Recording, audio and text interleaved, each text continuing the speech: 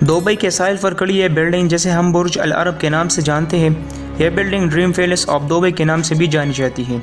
France के apple tower से भी ऊंचा बुर्ज अल अरब दुनिया का सबसे ऊंचा होटल है, जिस पर $1 बिलियन का खर्च आया था। यह होटल सबसे ज़्यादा लग्जरियस है। जिस होटल में एक रात गुजारने की कीमत 43 लाख रुपये हो, उस होटल की शान व शौकत का अंदाज़ा लगाना मुश्किल होगा। 1950 में दुबई मछेरों का गढ़ हुआ करता था। 1960 में जब दुबई से तेल निकलना शुरू हुआ तो यहाँ की हालत बेहतर होने लगी, लेकिन दुबई की तेल सिर्फ 2016 तक चलने वाली थी। शेख मोहम्मद बिन रशीद चाहते थे कि दुबई को टूरिस्ट स्पॉट बनाया जाए, लेकिन यह मुमकिन कैसे होता, क्योंकि इस सख्त गर्मी में भला कोई दुबई क्यों आए। टूरिस्ट को अट्रैक्ट करने के लिए ज़रूरी था कि टूरिस्ट स्पॉट बनाया जाए, और यही वो स्पॉट था जिसका ख्वाब शेख मोहम्मद बिन रशीद ने देखा था। यानी दुबई के सहरा में ऐसा प्लेग्राउंड बनाना था जिसमें सिर्फ अमीरों को इजाज़त होगी। लेकिन यह इतना आसान नहीं था, क्योंकि समंदर में 7 स्टार होटल बनाना था। इंजीनियरिंग टीम को बुर्ज अल अरब की कंस्ट्रक्शन में बहुत से चैलेंजेस का सामना करना पड़ा। चैलेंज नंबर 1, सबसे पहला चैलेंज था शेख को इम्प्रेस करने का। दुबई ये प्रोजेक्ट बनवाना तो चाहता था, लेकिन इसके लिए ज़रूरी था कि कोई ऐसा डिज़ाइन लेकर लाए जो शेख की आंखों में बस जाए। ब्रिटिश आर्किटेक्ट टॉम राइट और इसकी टीम ने इस प्रोजेक्ट के लिए खामी भरी।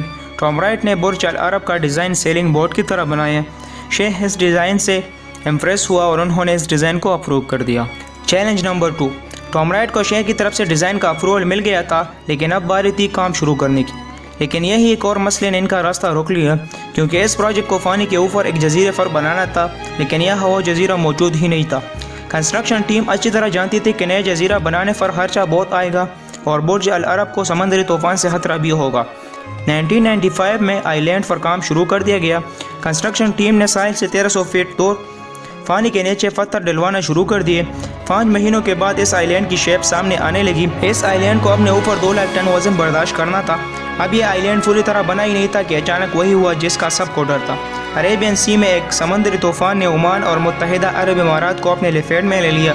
तूफान ने बुर्ज अल अरब के लिए बनाए जाने वाले आइलैंड को भी मुतासिर किया और आइलैंड का हिस्सा टूट गया था। यह खबर दुबई के शाही महल में आग की तरह फैल गई। सबको ये लगने लगा कि जिस तूफान ने सिर्फ आइलैंड को इतना नुकसान पहुंचाया है, वो बुर्ज अल अरब को कैसे छोड़ेगी। 5 महीने की मेहनत और लाखों डॉलर खर्च करने के बाद भी यह ख्वाब अधूरा रहने का डर था। यह मसला बुर्ज अल अरब की कंस्ट्रक्शन में आने वाला इतना बड़ा मसला था, जिसकी वजह से बुर्ज अल अरब की कंस्ट्रक्शन रोक दी गई। लेकिन चंद महीनों के बाद आइलैंड्स इंजीनियर माइक मैकनोलिस ने ऐसे होलोस कंक्रीट स्लैब्स तैयार किए जैसे आइलैंड्स के दीवारों पर लगाने थे। जब भी पानी इन होलो स्लैब से टकराएंगे तो वो आइलैंड के पत्थरों के बजाय इन होलो स्लैब्स में गोल गोल घूमेगा। मैकनोलिस ने एक 3D मॉडल पर होलो स्लैब्स लगाए और आर्टिफिशियल लहरों से इनको टेस्ट किया, जिसकी वजह से लहरों का जोर 50% कम हुआ।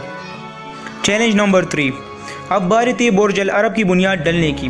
बुनियाद डलने के लिए आइलैंड पर 30 मीटर डीप खुदाई करके एक कोफर डैम बनाया गया। इंजीनियर्स का प्लान था कि बुर्ज अल अरब की बुनियाद सॉलिड स्टील फाइल्स पर रखी जाएगी।